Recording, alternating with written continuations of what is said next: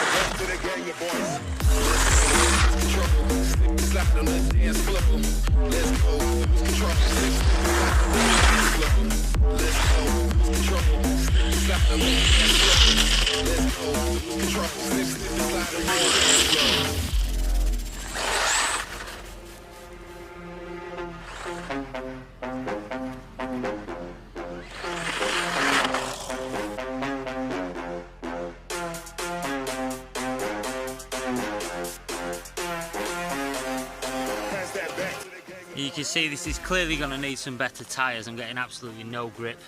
These are very old Schumacher tyres now. They've practically gone rock hard on the tread wise. God, they're actually warm them.